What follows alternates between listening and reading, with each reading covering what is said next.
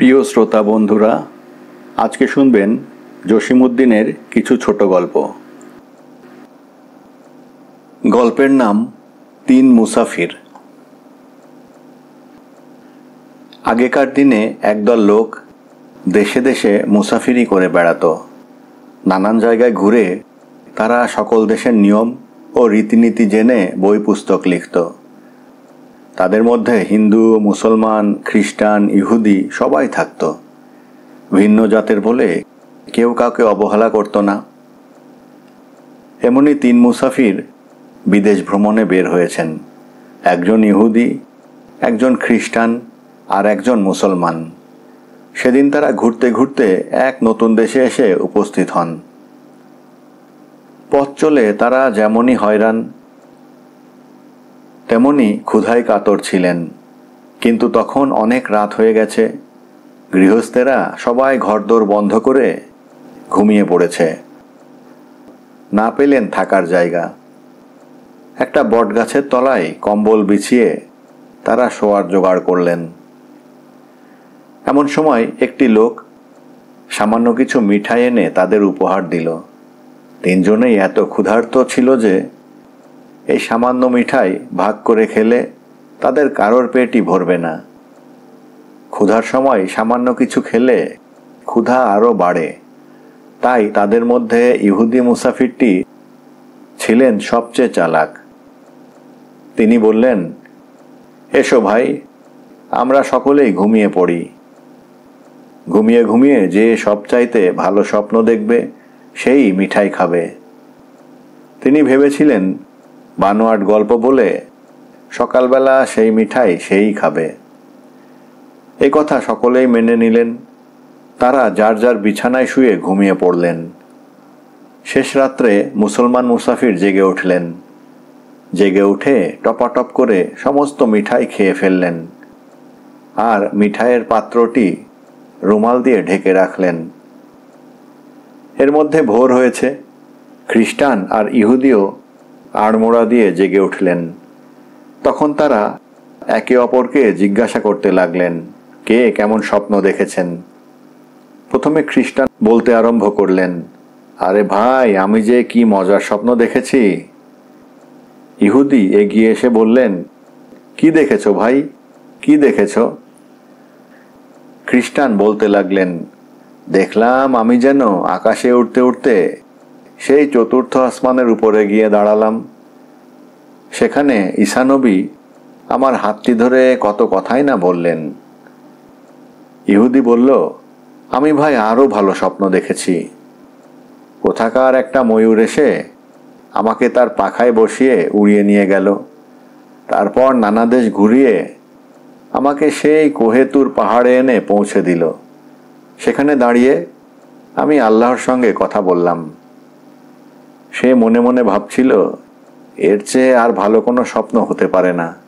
তাই মিঠাইয়ের ভাগ তারই রয়েছে। এরপর তারা মুসলমান মুসাফিরকে জিজ্ঞেস করল, এবার তোমার স্বপ্ন বলো ভাই। মিঠাই খাওয়ার পর লম্বা ঢেকুর তুলে এবার মুসলমান মুসাফির আরম্ভ করলেন, আমার স্বপ্নটা ভাই বড়ই খারাপ। ইহুদি আর খ্রিস্টান খুশি হয়ে জিজ্ঞাসা করলেন, বলেই ফেলো না ভাই, কেমন স্বপ্ন দেখলে? মুসলমানটি বললেন, আমি ভাই দেখলাম কোথাকার এক ভীষণ দৈত্য এসে আমার ঘাড় ধরে বলল, জলদি মিঠাই খেয়ে ফেল, নতুবা তোকে গলা টিপে মারব। আমি আর কি করি, তাড়াতাড়ি সবটা মিঠাই খেয়ে ফেললাম। এই বলে রুমালের ঢাকনি সরিয়ে মিঠাইয়ের খালি পাত্রটা দেখিয়ে দিল। ইহুদি আর খ্রিস্টান তখন এক বাক্যে জিজ্ঞেস করল, তুমি ভাই আমাদের ডাকলে না কেন? আমরা উঠে দৈত্যটাকে তাড়িয়ে দিতাম। মুসলমান বললেন, ডাক কি কম দিলাম নাকি ভাই? কত জোরে জোরে তোমাদের ডাকলাম। তারা দুইজন জিজ্ঞাসা করলেন, কিন্তু আমরা দুইজন তো নিকটেই ছিলাম, শুনলাম না কেন? মুসলমানটি বললেন, কি করে শুনবে ভাই? তোমাদের একজন ছিলে সেই চতুর্থ আসমানের উপরে, আর একজন ছিলে সেই অত দূরে কোহেতুর পাহাড়ের উপরে। আমার ডাক অত দূর পর্যন্ত যাবে কি করে? গল্পের নাম চুক্তি। গ্রামের মধ্যে সবচাইতে বড় লোক আমাদের খাঁ সাহেব, কিন্তু বড়ই কৃপণ। একটি পয়সাও তার হাতের কানে আঙ্গুল গড়িয়ে পড়ে না। তার বাড়িতে কেউ কোনোদিন দাওয়াত খেতে পায় না। সেবার তার ছেলের বিবাহ। সমস্ত গ্রামের লোক এসে ধরল, খাঁ সাহেব, এবার আর আপনাকে ছাড়ব না। আপনার ছেলের বিবাহ, আমাদের দই চিনি খাওয়াতে হবে। খাঁ সাহেব অনেক ওজর আপত্তি করলেন। এবছর ক্ষেতের ধান তেমন হয়নি, পাটের দামও কম, দই চিনিটা বাদ দাও, আমি তোমাদেরকে মাছ ভাত খাওয়াবো। গ্রামের লোকেরা কি আর তা মানে? অগত্যা খাঁ সাহেবকে রাজি হতেই হলো। কিন্তু গ্রামের সমস্ত লোককে দই চিনি খাওয়াতে গেলে অনেক টাকা খরচ হবে। সারা রাত এই খরচের চিন্তায় তার ঘুম হলো না। শেষ রাতে খাঁ সাহেব মনে মনে একটা ফন্দি আঁটলেন।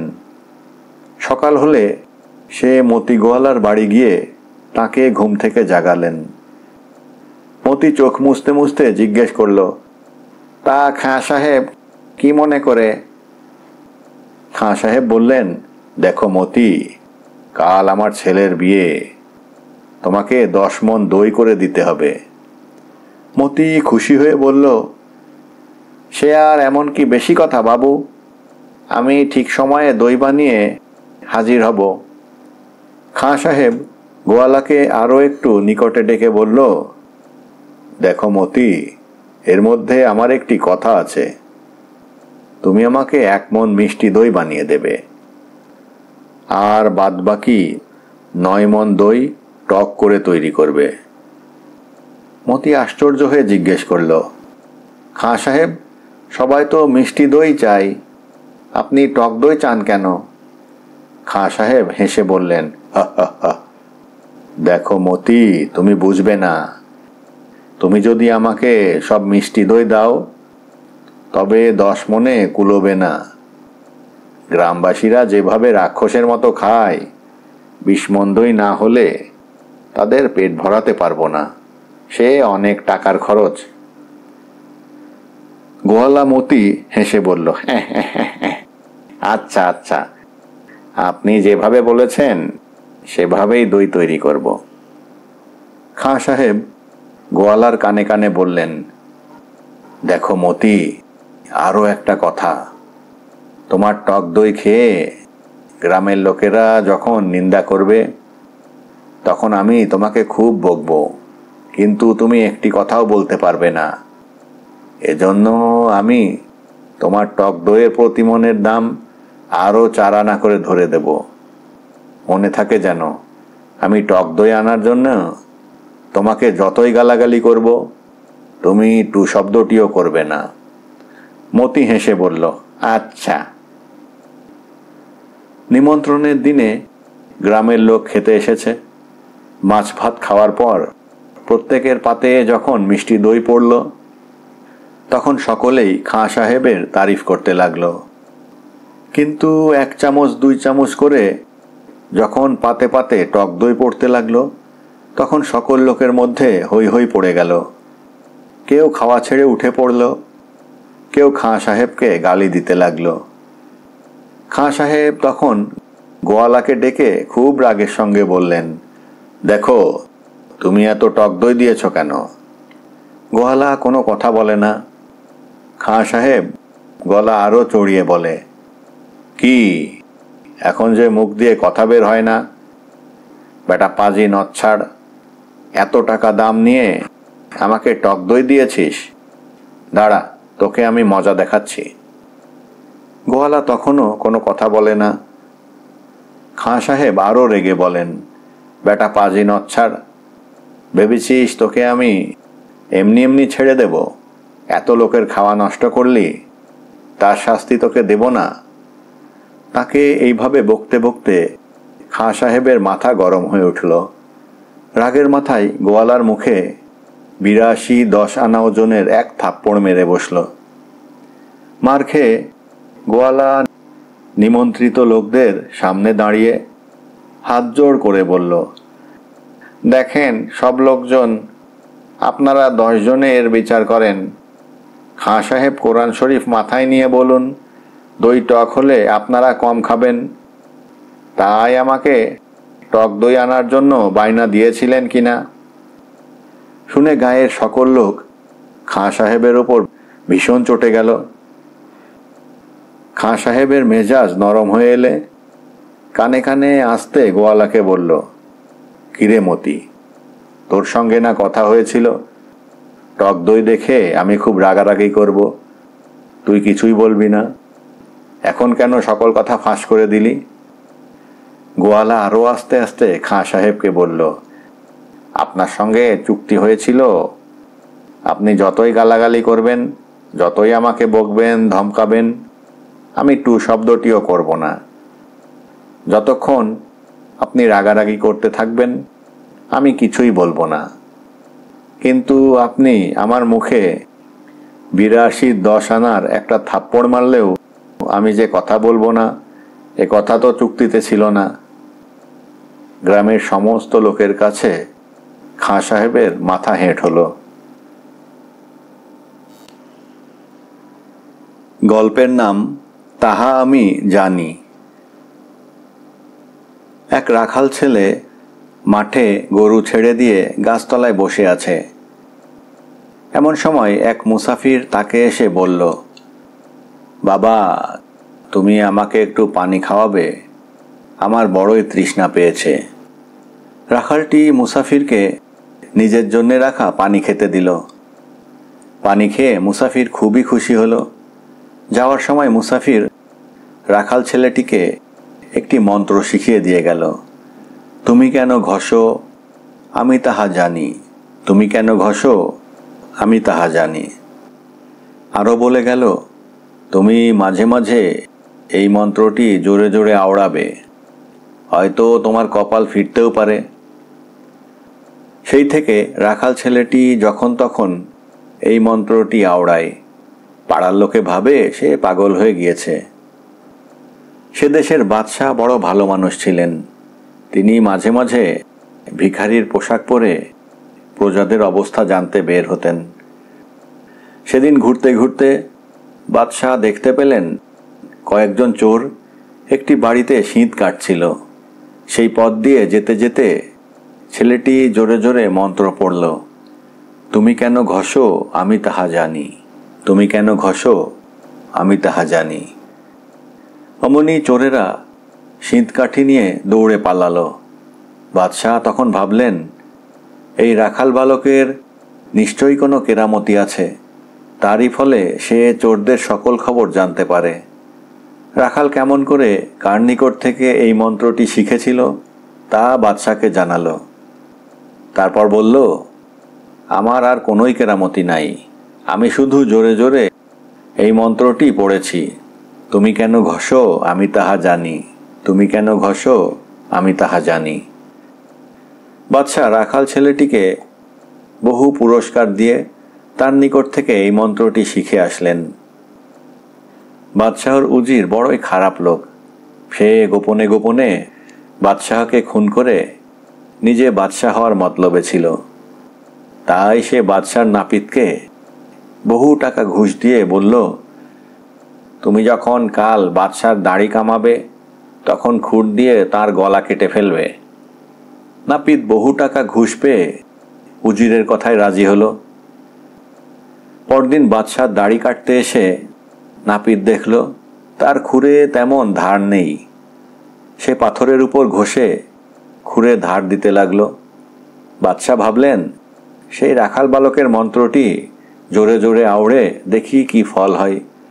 বাদশাহ মন্ত্র পড়তে লাগলেন, তুমি কেন ঘষো আমি তাহা জানি, তুমি কেন ঘষো আমি তাহা জানি। তখন নাপিত আর যায় কোথায়? সে ভাবল বাদশাহ তাদের গোপন কথা সবই জানতে পেরেছেন। সে তাড়াতাড়ি উঠে বাদশার পায়ে পড়ে কেঁদে বলল, বাদশাহ নামদার, আমার কসুর মাফ করেন। আপনার দুষ্টু উজির অনেক টাকা পয়সা দিয়ে আমাকে আপনার গলা কাটতে পরামর্শ দিয়েছে। বাদশাহ তখন সবই বুঝতে পারলেন। উজিরকে বন্দি করে শাস্তি দিলেন। আর রাখাল বালকটিকে এনে নিজের সভাসদদের অন্তর্ভুক্ত করলেন। গল্পের নাম প্রহারেন ধনঞ্জয়। এক কুলীন ব্রাহ্মণ ছিল, খুবই গরিব। কোনো রকমে দিন চলে যায়। কোনো এক বর্ষাকালে 7 মেয়ের 7 জামাই এসে বসে আছে তার বাড়িতে। বেচারি শ্বশুর আজ বিক্রি করে বউয়ের গহনা, কাল বিক্রি করে পিতলের কলসি। যা দাম পায় তাই দিয়ে জামাইদের খাওয়ায়। আষাঢ় মাসের ঘন বর্ষার দিন। দুধে মাছে খেয়ে জামাইরা আর ফেরার নামও করে না। পাড়ার একজন লোক গরিব ব্রাহ্মণের অবস্থা দেখে বড়ই দুঃখিত হলো। সে এসে শ্বশুরকে বলল, আপনার জামাইরা যে আজ 10-12 দিন ধরে বসে বসে খাচ্ছে, তাদের বাড়ি চলে যেতে বলেন না কেন? শ্বশুর বলল, তা যদি করি তবে জামাইরা রেগে মেগে বাড়ি গিয়ে আমার মেয়েদের কষ্ট দেবে। সেজন্যই তো তাদের এতটুকু অযত্ন করতে সাহস পাইনি দাদা। তখন সেই লোকটি শ্বশুরের কানে কানে একটি উপদেশ দিয়ে গেল। পরদিন জামাইদের খাওয়ার সময় পাতে ঘি পড়ল না। তাই দেখে হরিনামের জামাই রেগে একেবারে অস্থির। সে ভাতের থালা ধাক্কা দিয়ে ফেলে দিয়ে উঠে বলল, কি আজ আমাদের থালায় ঘি পড়ল না? ঘি না খাইয়ে শ্বশুর আমাদের অপমান করলেন। এমন শ্বশুর বাড়ি কে থাকে? এই বলে সে গাঁটটি বোচকা নিয়ে শ্বশুর বাড়ি থেকে চলে গেল। পরদিন জামাইদের খাওয়ার সময় পাতে মাংস পড়ল না। মাধব নামের জামাই ভাতের থালা ফেলে দিয়ে উঠে দাঁড়ালো। কি, শ্বশুর বাড়ি এসেছি বলে অপমানিত হব? কাল খাওয়ার সময় ঘি দিল না, আজ আবার মাংস দিল না। এমন শ্বশুর বাড়ি নাই থাকলাম। এই বলে সে ছাতি লাঠি বগলে করে বাড়ি চলে গেল। পরদিন খাওয়ার সময় মাছ দেওয়া হলো না। সেদিন রেগে মধু নামের জামাই চলে গেল। তারপর দিন খাওয়ার সময় মিষ্টান্ন দেওয়া হলো না। তাতে অপমান বোধ করে যাদব নামের জামাই বাড়ি চলে গেল। অপরদিন পাতে ব্যঞ্জন পড়ল না। অক্ষয় নামের জামাই রেগে আগুন হয়ে বাড়ি চলে গেল।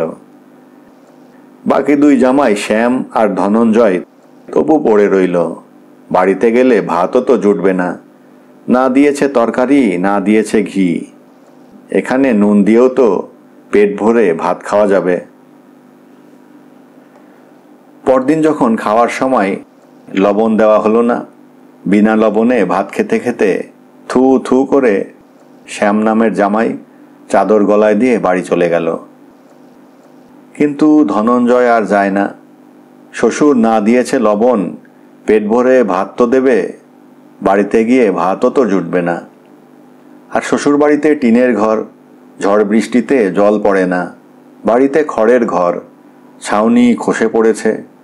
এতটুকু বৃষ্টি পড়লেই মেঝেই হাঁটুখানিক জল। শ্বশুর বাড়িতে আরাম করে তো রাতে ঘুমানো যায়। পরদিন সেই লোকটি এসে জিজ্ঞেস করল, আমার পরামর্শ মতো কাজ করে ফল পেয়েছ তো? শ্বশুর বলল, আপনার পরামর্শ মতো কাজ করায় সকল জামাই একে একে চলে গিয়েছে, শুধু ধনঞ্জয় নামের জামাই কিছুতেই যায় না। লোকটি তখন পরামর্শ দিল, ওকে লাঠি পেটা করে তাড়াও। কতদিন আর জামাইকে বসিয়ে বসিয়ে খাওয়ানো যায়? পরদিন শ্বশুর একটি লাঠি দিয়ে মেরে ধনঞ্জয়কে তাড়িয়ে দিল। সেই থেকে শ্লোক তৈরি হলো, হরি বিনা হরির জাতি মাংসেন মাধব, মৎস্য বিনা মধুর জাতি মিষ্টান্ন বিনা যাদব, ব্যঞ্জন বিনা তড়িৎ জাতি ক্রোধদীপ্ত অক্ষয়, লবণ বিনা শ্যাম জাতি প্রহারেন ধনঞ্জয়। গল্পের নাম হ্যান ত্যান। অল্প বয়সেই আজিজের বাপ মা মরে গেল। বুড়ো নানা আজিজকে এনে তার বাড়িতে রাখলেন। কিন্তু তার মতো দুষ্ট ছেলেকে সামাল দেবে কতদিন? আজ এটা নষ্ট করে তো কাল ওটা বাজারে বিক্রি করে মিঠাই খায়। অনেক ধমক ধামক মারপিট করেও আজিজকে ভালো করা গেল না। পরিশেষে নানা তাকে বাড়ি থেকে তাড়িয়ে দিলেন। 10-12 বছর পরে একদিন অনেক টাকা পয়সা নিয়ে আজিজ দেশে ফিরে আসলো। এসে শহরে একটি বাড়ি কিনে ফেলল। তারপর নানা নানির সঙ্গে দেখা করতে আসলো। তার হাতে আংটি, দামি ঘড়ি, পরনে দামি কাপড়। নানা নানি তো দেখে অবাক। নানা জিজ্ঞেস করলেন, হ্যাঁ রে আজিজ, বিদেশে গিয়ে তুই এত টাকা পয়সা কামাই করলি কি করে? আজিজ উত্তর দিল, নানা ওসব জিজ্ঞেস করবেন না। টাকা পয়সা উপার্জন করেছি হ্যান ত্যান এটা সেটা করে। নানা আবার জিজ্ঞেস করলেন, আরে নাতি বল না হ্যান ত্যান কাকে বলে? আজিজ বলল, সে কথা আর একদিন বলবো নানা, আজ থাক। আজিজ বাড়ি চলে গেল। কিন্তু নানার মনে কেবলই জাগে, হ্যান ত্যান কাকে বলে? আচ্ছা, নাতির মতো হ্যান ত্যান করে নানা নিজের অবস্থা আরও ভালো করতে পারে না? ভেবে ভেবে নানার আর ঘুম হয় না। সেদিন আজিজকে নানা ডেকে আনলেন। বড়লোক নাতির জন্য নানি অনেক পিঠে পায়েস করেছেন। নানা নাতি দুইজনে বসে খাচ্ছেন।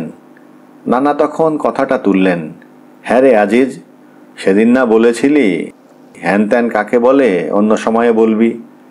আজ তোকে কিছুতেই ছাড়ব না। হ্যান ত্যান কাকে বলে তোকে আজ বলতেই হবে। একটা পিঠা চাবাতে চাবাতে আজিজ বলল, না না, আজ ও কথা থাক, পরে আর একদিন বলবো। নানি বললেন, আর একদিন কেন নাতি? তোমার নানা যখন জানতে চান আজই বলো না কেন ভাই? হ্যান ত্যান কাকে বলে আমারও জানার খুব ইচ্ছে। আজিজ বলল, আচ্ছা নানি, হ্যান ত্যান কাকে বলে আমি শুধু মুখেই বলবো না, আপনাদেরকে দেখিয়ে দেব। আমাকে শুধু 1 মাস সময় দেন। একটু কি ভেবে আজিজ আবার বলল, না না, একটা কথা। নানি তো সারা জীবন আপনার সংসারে খেটে শরীর ক্ষয় করে ফেললেন। আপনি যদি অনুমতি দেন তবে নানিকে আমার শহরের বাড়িতে কিছুদিন রেখে সব কিছু দেখিয়ে আনি। এ কথা শুনে নানি নাতির ওপর খুব খুশি হলেন। নানার মুখের দিকে তিনি তাকিয়ে রইলেন। নানা কি জবাব দেন? নানা বললেন, সে তো ভালো কথা নানা ভাই, আমার তো আর কোনো আত্মীয় স্বজন নেই যেখানে গিয়ে তোমার নানি 2 দিন বিশ্রাম করে আসবে। তুমি বড়লোক নাতি, নিয়ে যাও তোমার নানিকে, কয়েকদিন শহরের যা কিছু দেখে আসুক। নানিকে সঙ্গে নিয়ে আজিজ তার শহরের বাসায় আসলো। নানার বাড়ি হতে 50-60 মাইল দূরে। কিছুদিন পরে শহর থেকে এসে আজিজ কাঁদো কাঁদো হয়ে বলল, নানা দুঃখের কথা আর কি বলবো, একদিনের কলেরা হয়েই নানি মরে গিয়েছেন। আপনাকে যে খবর দেব সেই সময়ও পেলাম না। ডাক্তার কবিরাজের বাড়ি ঘুরেই শরীর কাহিল করে ফেললাম। নানা কিছুদিন বউয়ের জন্য খুব কাঁদলেন। তারপর ঘর সংসারের কাজে মন দিলেন। আজিজ শহরের বাড়িতে গিয়ে তার নানিকে বলল, নানি দুঃখের কথা কি বলবো, বসন্ত রোগ হয়ে একদিনেই নানা মরে গিয়েছেন। শুনে নানি ডাক ছেড়ে কেঁদে উঠলেন, ওরে আজিজ, শিগগিরই আমাকে বাড়িতে রেখে আয়।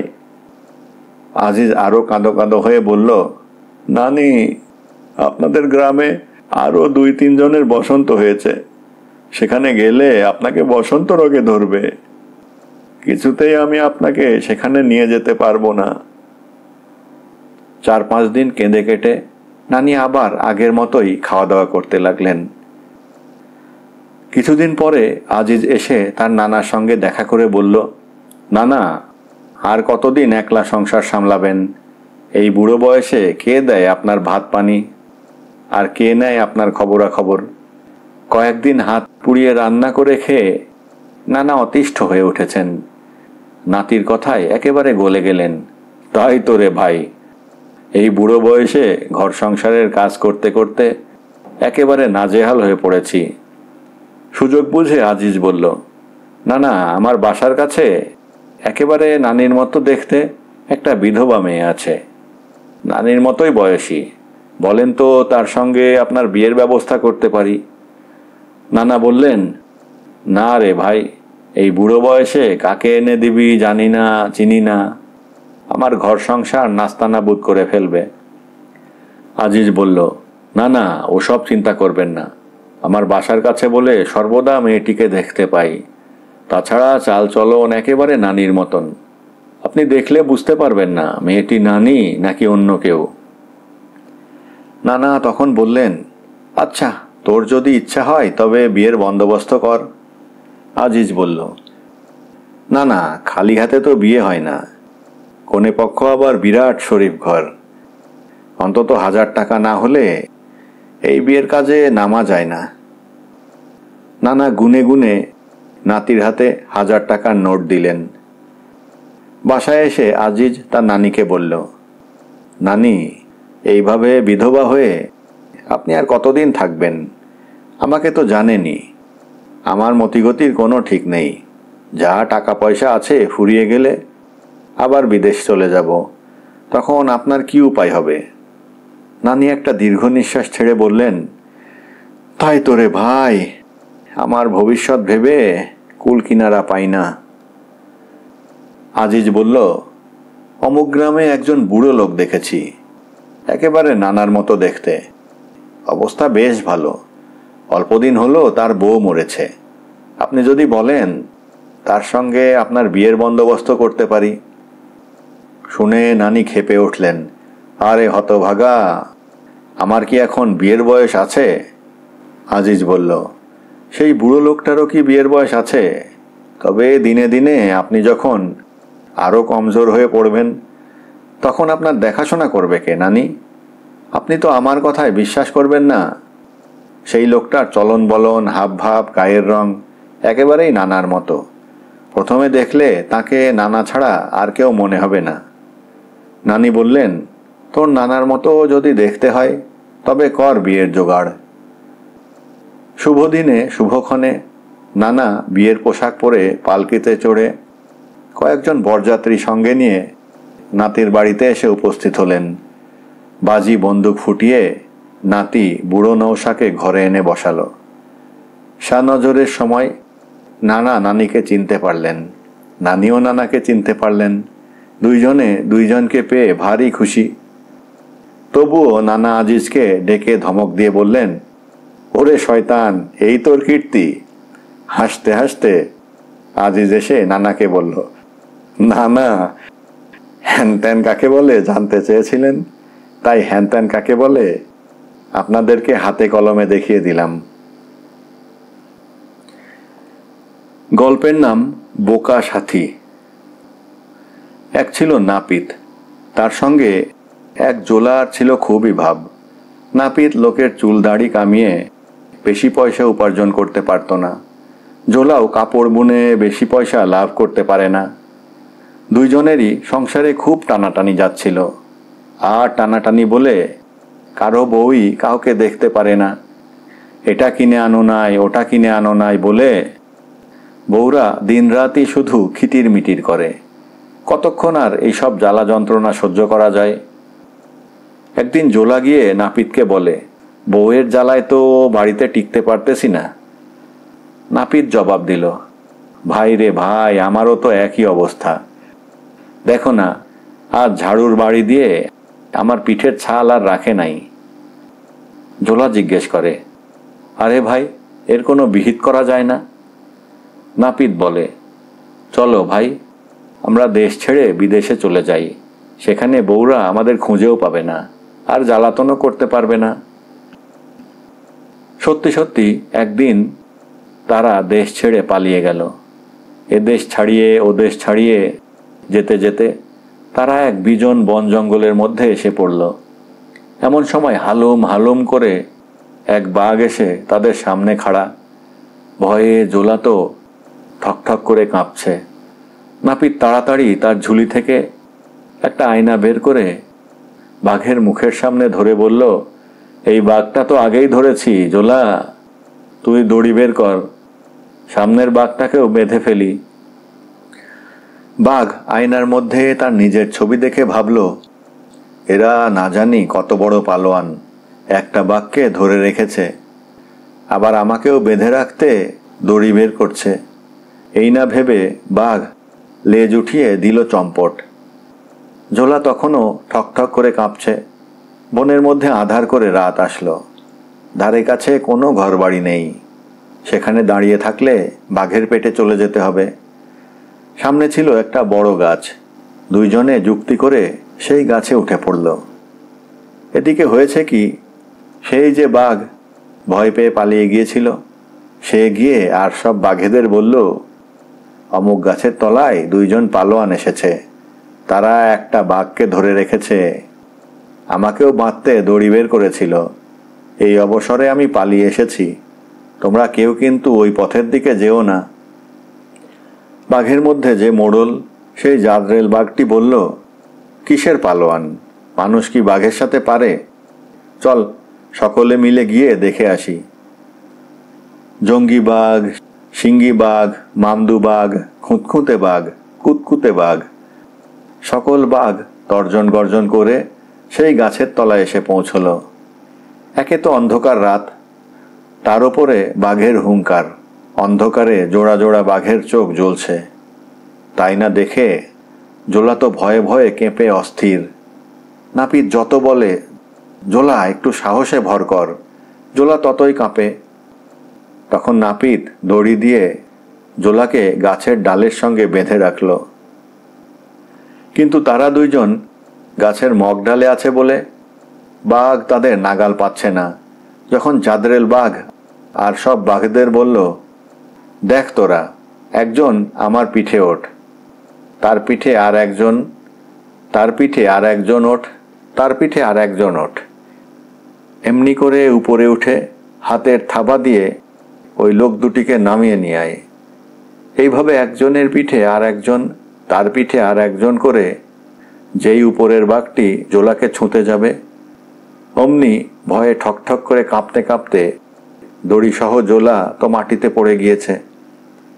উপরের ডাল থেকে নাপিত বলল, জোলা, তুই দড়ি দিয়ে মাটির উপর থেকে জাদরেল বাঘটিকে আগে বাঁধ, আমি উপরের দিক থেকে একটা একটা করে সবগুলি বাঘকে বাঁধছি। এই কথা শুনে নিচের বাঘ ভাবল, আমাকেই তো আগে বাঁধতে আসবে। তখন সে লেজ উঁচিয়ে দে দৌড়। তখন এ বাঘের উপরে পড়ে ও বাঘ, সে বাঘের উপরে পড়ে আর এক বাঘ। নাপিত উপর থেকে বলল, জোলা, মজবুত করে বাঁধ, মজবুত করে বাঁধ, একটা বাঘও যেন পালাতে না পারে।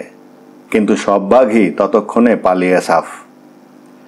বাকি রাতটুকু কোনো রকমে কাটিয়ে পরদিন সকাল হলে জোলা আর নাপিত বন ছাড়িয়ে আরেক রাজার রাজ্যে এসে উপস্থিত হলো। রাজা রাজসভায় বসে আছেন। এমন সময় নাপিত জোলাকে সঙ্গে নিয়ে রাজার সামনে গিয়ে হাজির। সালাম মহারাজ। রাজা বললেন, কি চাও তোমরা? নাপিত বলল, আমরা দুইজনই বীর পালোয়ান, আপনার এখানে চাকরি চাই। রাজা বললেন, তোমরা কেমন বীর তা পরখ না করলে তো চাকরি দিতে পারি না। আমার রাজবাড়িতে আছে 10 জন কুস্তিগীর, তাদের যদি কুস্তিতে হারাতে পারো তবেই চাকরি মিলবে। নাপিত বলল, মহারাজের আশীর্বাদে নিশ্চয়ই তাদের হারিয়ে দেব। তখন রাজা কুস্তি পরখের একটি দিন স্থির করে দিলেন। নাপিত বলল, মহারাজ, কুস্তি দেখার জন্য তো কত লোক জমা হবে, মাঠের মধ্যে একখানা ঘর তৈরি করে দেন। যদি বৃষ্টি বাদল হয় তখন লোকজন সেখানে গিয়ে আশ্রয় নেবে। রাজার আদেশে মাঠের মধ্যে প্রকাণ্ড খড়ের ঘর তৈরি হলো।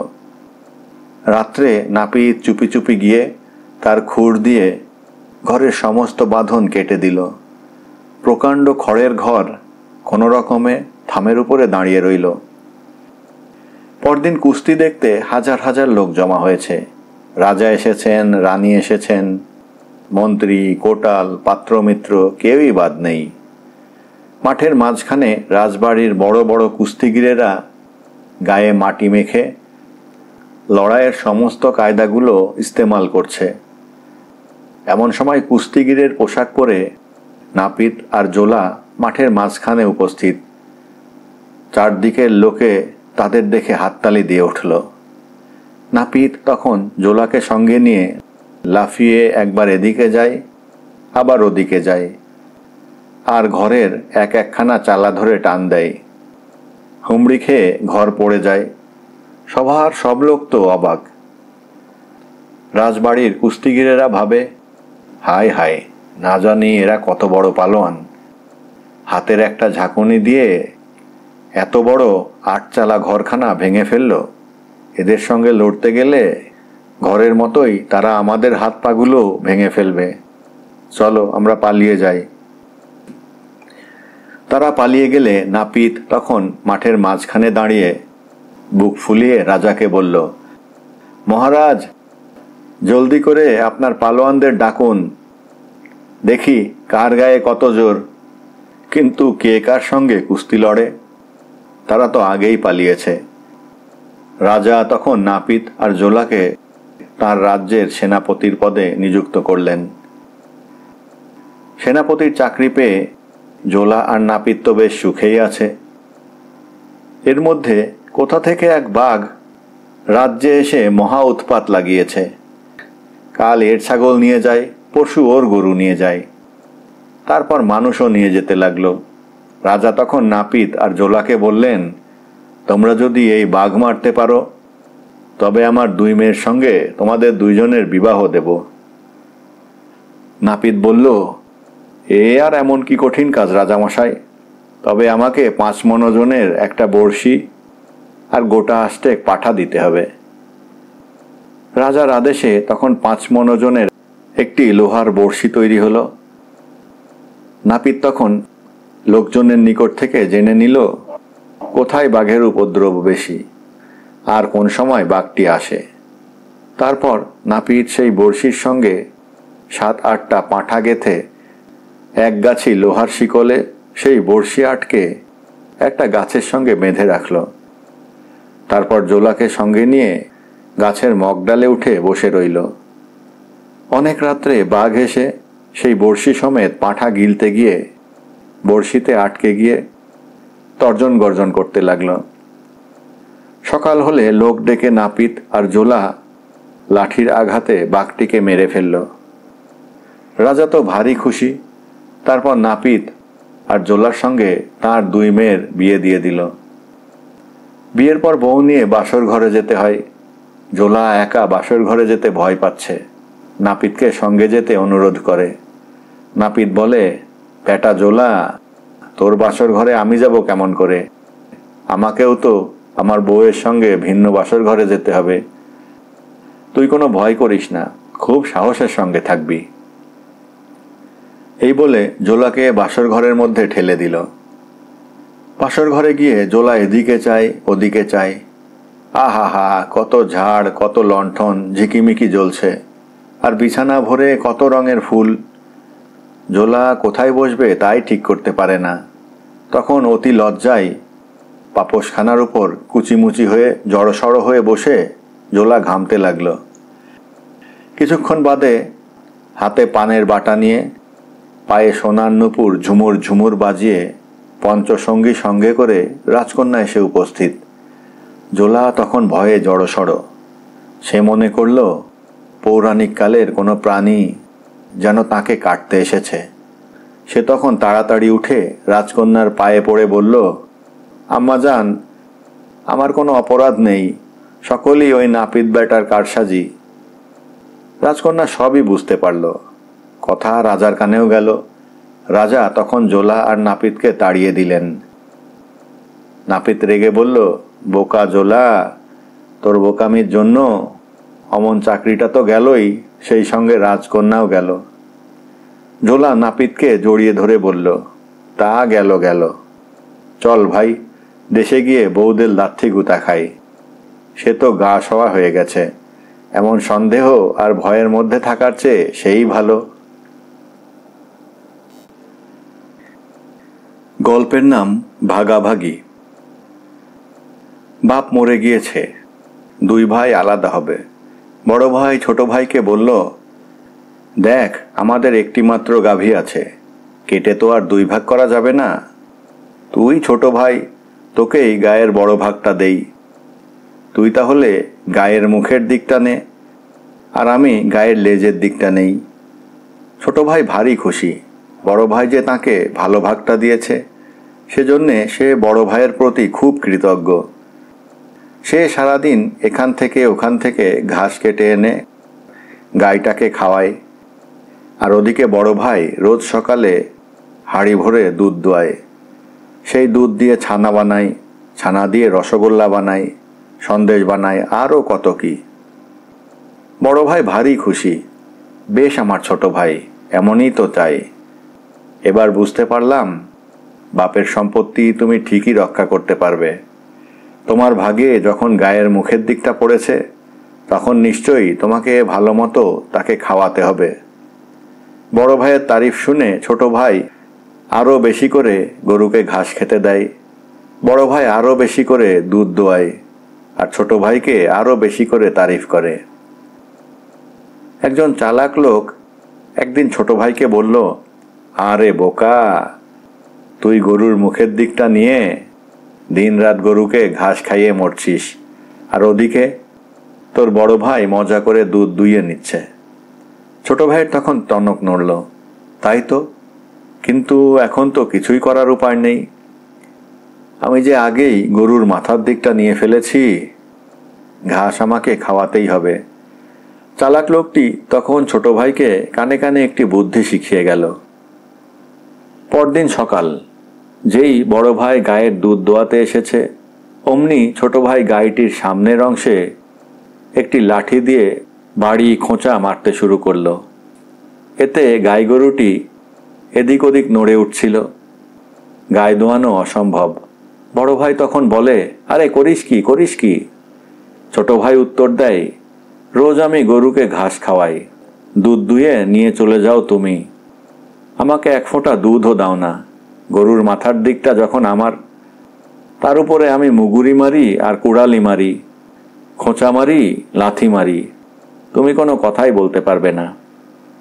বড় ভাই বুঝল কোনো চালাক লোক ছোট ভাইকে বুদ্ধি দিয়েছে। সে তখন ছোট ভাইকে বলল, আরে তুই গায়ের মাথায় মুগুর মারিস না, এখন থেকে গরুর দুধের অর্ধেক তোকে দেব। ছোট ভাই বলল, শুধু অর্ধেক দুধ দিলেই চলবে না, তোমাকে আজ থেকে গরুর জন্য অর্ধেক ঘাসও কাটতে হবে, নইলে এই মারলাম আমি গরুর মাথায় মুগুরের ঘা। আরে রাখ রাখ, বড় ভাই নরম হয়ে বলে, আজ থেকে অর্ধেক ঘাসও আমি কাটব। বাড়িতে ছিল একটি খেজুর গাছ। শীতকাল, খেজুর গাছ কেটে রস বের করতে হবে। বড় ভাই ছোট ভাইকে বলে, আমাদের তো একটা মাত্র খেজুর গাছ, কেটে তো ভাগও করা যায় না। সেবার গরুর মাথার দিকটা নিয়ে তুই ঠকেছিলি, এবার বল খেজুর গাছের কোন দিকটা নিবি? গোড়ার দিকটাই বুঝি তোর বেশি পছন্দ হবে। ছোট ভাই কিছু না ভেবেই উত্তর করে, আমি খেজুর গাছের গোড়ার দিকটাই নেব। বড় ভাই খুশি হয়ে বলে, আচ্ছা তোর কথাই থাক, তুই ছোট ভাই ভালো ভাগটা চাইলি, আমি বড় ভাই হয়ে তো না করতে পারি না। ছোট ভাই নিল খেজুর গাছের গোড়ার দিকটা। সে গাছের গোড়ায় রোজ পানি ঢালে, তাতে গাছ আরও তাজা হয়। বড় ভাই গাছের আগায় হাঁড়ি বসিয়ে মনের আনন্দে রস পেড়ে আনে। শীতকালে খেজুরের রস খেতে কি যে মজা! রস দিয়ে গুড় তৈরি হয়, গুড় দিয়ে মজার মজার পিঠা তৈরি হয়। এইভাবে কিছুদিন যায়। বড় ভাই খেজুরের রস খেয়ে মোটা হয়ে উঠেছে, আর ছোট ভাই খেজুর গাছের গোড়ায় পানি ঢালতে ঢালতে মাজায় ব্যথা করে ফেলেছে। এমন সময় সেই চালাক লোকটি আবার এসে দেখল ছোট ভাই কেমন ঠকেছে। সে তখন ছোট ভাইকে সব কিছু বুঝিয়ে বলল।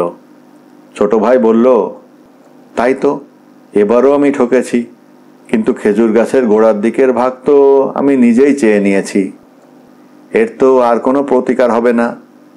দূর বোকা কোথাকার, বুদ্ধি থাকলে প্রতিকার হবে না কেন? এই বলে চালাক লোকটি ছোট ভাইয়ের কানে কানে আর একটা বুদ্ধি দিয়ে গেল। পরদিন সন্ধ্যাবেলা, যেই বড় ভাই খেজুর গাছে উঠে সেখানে হাঁড়ি পাততে গাছের আগার ছাল খানিকটা কাটছে, অমনি ছোট ভাই একখানা কুড়াল নিয়ে খেজুর গাছের গোড়া কাটতে লাগলো। খপ খপ খপ। বড় ভাই গাছের ওপর থেকে শব্দ শুনে বলল, আরে করিস কি? ছোট ভাই গাছের গোড়ায় কুড়াল মারতে মারতেই উত্তর করল, তুমি গাছের মাথা নিয়েছ, রোজ গাছের মাথা থেকে রস পেড়ে খাও, আমাকে একটুও দাও না। আমার যখন গাছের গোড়াটা, সেখানে আমি কুড়াল মারি আর যাই করি, তুমি কিছুই বলতে পারবে না। এই বলে ছোট ভাই আবার গাছের গোড়ায় কুড়ালের কোপ দিতে আরম্ভ করল।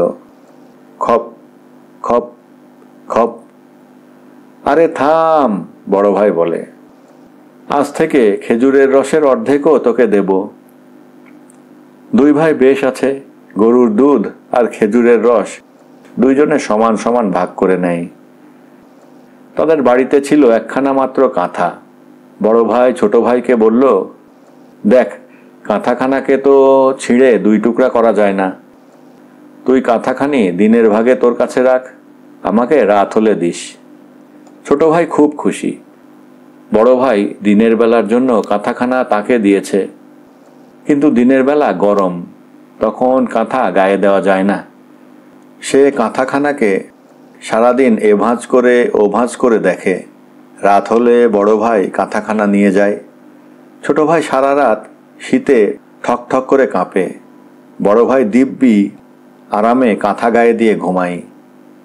সে চালাক লোকটি এবার এসে ছোট ভাইয়ের অবস্থা দেখল, দেখে তার কানে কানে আর একটি বুদ্ধি দিয়ে গেল। পরদিন সন্ধ্যাবেলা ছোট ভাই কাঁথাখানা পানির মধ্যে ভিজিয়ে রাখল।